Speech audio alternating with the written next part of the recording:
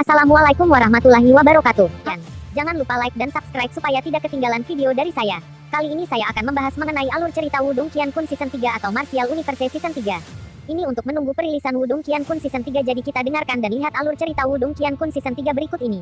Pembahasan alur cerita novel Wudong Qiankun Season 3 episode 1 bahasa Indonesia. Bab 187, Panen.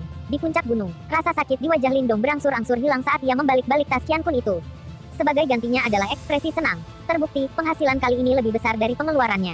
Kekayaan yang dimiliki Wang Yan telah jauh melebihi harapan Lindong. Hanya jumlah pil pure yuan di dalam tas Qiankun itu saja telah mencapai 20.000.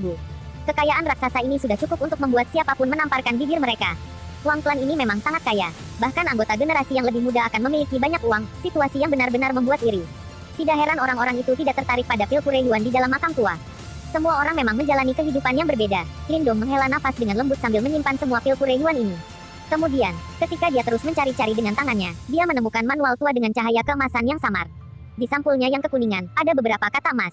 Menundukkan Golden Platform Magic Palm. Lindong berkedip ketika dia ingat bahwa seni bela diri seperti panggung emas yang ditampilkan Wang Yan saat api menyala di matanya. Dia secara pribadi mengalami kekuatan dari Magic Palm platform menundukkan emas, dan itu benar-benar hebat. Platform emas yang terbuat dari yuan power yang kental, begitu dieksekusi, kekuatan di baliknya praktis bisa mengubah gunung dan membalik lautan. Tidak ada yang berani menghalangi. Seni bela diri kelas 7.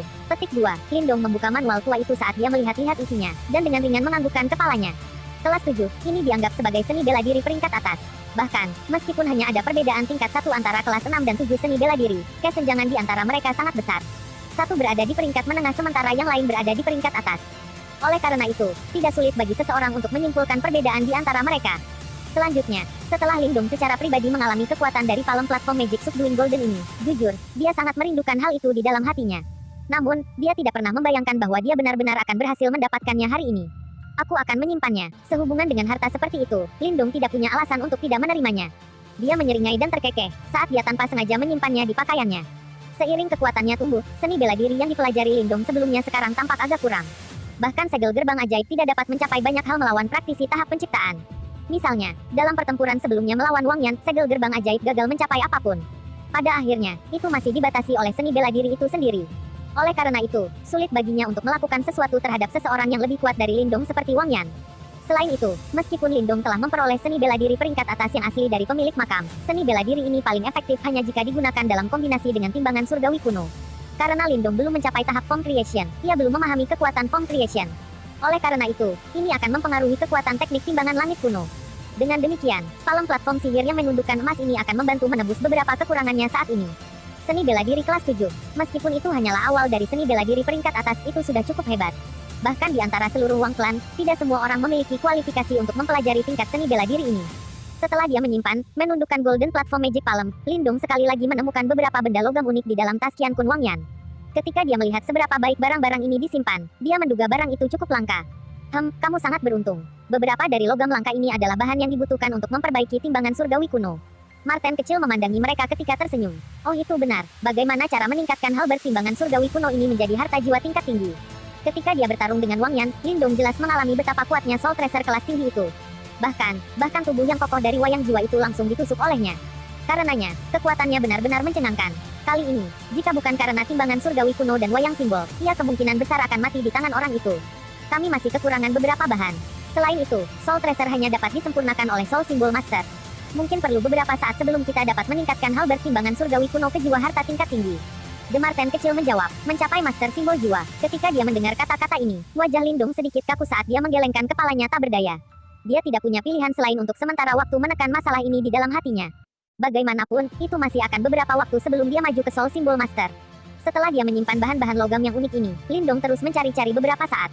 Namun, dia tidak menemukan barang yang lebih luar biasa, dan segera, dia memutuskan untuk menyerah dan mengatur semuanya. Ketika dia menemukan total panen, itu masih cukup baik. Setidaknya aku tidak menderita kerugian. Saat dia menepuk tas Qiankun yang dipompa, Lindong tersenyum puas. Hanya itu menundukkan Golden Platform Magic Palm dan bahan-bahan logam khusus sudah cukup bagi Anda untuk menghabiskan semua pil pure yuan. Selain itu, Anda bahkan menerima 20.000 pil yuan murni. Kali ini Anda sangat diuntungkan. Si Martin kecil melengkungkan bibirnya seperti yang dikatakannya. Lindong tersenyum ketika dia berdiri dan berkata, mari kita kembali ke Yan City. Kali ini, kita kemungkinan akan pergi untuk jangka waktu yang lama. Beberapa masalah perlu diselesaikan terlebih dahulu. Petik 2, masalah yang dia maksudkan adalah geng serigala darah. Saat ini, keluarga Lin sudah dengan kuat memantapkan diri di kota Yan. Namun, mereka masih kurang dibandingkan dengan faksi utama seperti Blood Wolf Gang. Namun, dendam antara geng Serigala Darah dan keluarga Lin cukup berat. Dengan demikian, dia tidak merasa nyaman dengan masalah besar di samping keluarga Linnya. Karena dia ingin pergi, dia harus membersihkan semua masalah ini. Swos, kaki Lindong mengetuk puncak gunung, saat pisau muncul di bawah kakinya. Sosoknya bergerak maju saat peluit dengan cepat dilepaskan dari mulutnya. Di hutan di bawah, raungan harimau terdengar saat bayangan merah menyala melesat keluar dari dalam hutan. Sosok Lindong dengan lembut melayang ke punggung Little Flame, dengan tepukan lembut, yang terakhir itu seperti panah, saat berlari menuju Yan City. Ketika Lindong tiba di kota Yan, sudah malam. Begitu dia memasuki kota, dia menyadari bahwa atmosfer di dalamnya aneh. Beberapa orang bergegas melalui jalan-jalan, dan arah menuju sana adalah sama.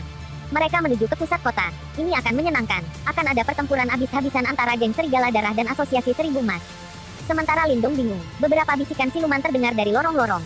Sudahkah mereka mulai? Ketika dia mendengar kata-kata ini, Lindong tiba-tiba memiliki pemahaman. Namun, dia tidak terlalu terkejut. Setelah geng Serigala Darah mencoba untuk menyerang Asosiasi Seribu Emas, mereka tidak akan membiarkan masalah ini dengan mudah. Oleh karena itu, pertempuran besar secara alami pasti terjadi begitu mereka kembali. Ketika berhadapan dengan perang yang telah meletus antara kedua belah pihak, Lindong tidak terlalu khawatir. Asosiasi Seribu Emas kaya dan kuat. Jika mereka bertarung, mereka tidak akan kalah dengan Blood Wolf Gang. Namun, karena mereka berdua adalah bagian dari 3 faksi teratas di kota Yan, kebuntuan tidak akan terhindarkan. Itu tidak akan menyenangkan. Menurut pendapat saya, Asosiasi Seribu Emas akan hancur. Berdasarkan berita orang dalam saya, Blood Wolf Gang telah menghabiskan hampir semua sumber daya keuangan mereka untuk mengundang 2 kepala Black Piton Mountain kali ini. Kedua individu ini berada pada tahap Yuan dan yang sempurna. Dahulu kala, ketika Yue San belum mendirikan geng Serigala Darah di kota Yan, dia memiliki hubungan yang cukup baik dengan mereka. Selain itu, karena dia telah membayar mereka dengan mahal, 2 kepala dari Black Piton Mountain ini pasti akan membantunya.